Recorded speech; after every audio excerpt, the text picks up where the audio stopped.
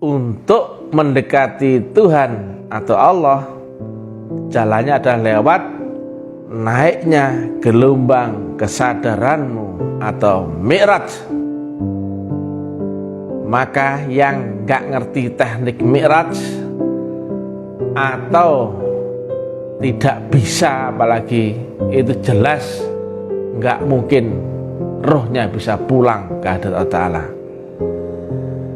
Nah, asumsi orang yang beredar kita ini didogma bahwa yang bisa mi'raj itu hanya Nabi Muhammad. Sedangkan kita sendiri disuruh Allah untuk meniru Nabi Muhammad.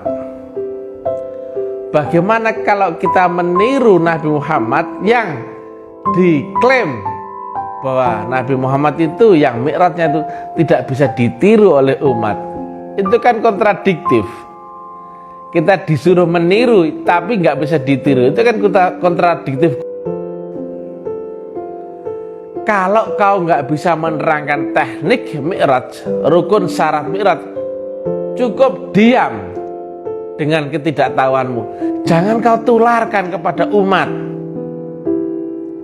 Lihat ya, kalau mi'raj itu adalah mukjizat yang hanya diperuntukkan kepada Nabi Muhammad, tentu nggak ada kalimat Nabi as-sholatul mi'rajul mu'minin.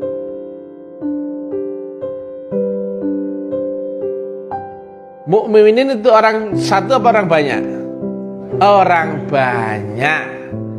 Artinya orang-orang yang beriman atau orang beriman yang banyak, atau semua orang beriman dalam tanda petik ketika dia berizki ketemu teknik dan metodologinya.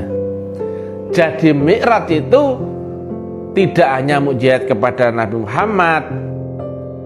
Memang awalnya beliau bisa menerangkan mi'raj itu, tetapi dengan bahasa dogmatis saat itu. Sedangkan mi'rajnya sendiri adalah hak atau peluang bagi seluruh orang beriman yang banyak, atau orang-orang beriman atau orang yang mendapatkan baiat. Lihat di Asra 52. Iman itu bukan percaya, bukan yakin. Kalau percaya dan yakin itu hanya asal otakmu bisa menerima, cocok, maka kau pun bisa meyakini, mempercayainya. Ini enggak sekedar itu. Tetapi iman itu adalah nur yang dimasukkan dalam kolbumu ketika kau baiat masuk tarekat. Yang jika Allah itu sifatnya adalah maha mutlak, artinya apa? Definisinya itu, kriterianya adalah maha mutlak, maka yang turun dari yang maha mutlak pasti mutlak. Dan yang mutlak itu pasti tidak terbatas atau unlimited, undefinisi dan undeskripsi. Maka tidak bisa terbayangkan oleh akal otakmu, tidak berlafal huruf, tidak berwujud, juga tidak bersuara, adalah berupa nur. Itu pun kias yang ditanamkan dalam kolbumu.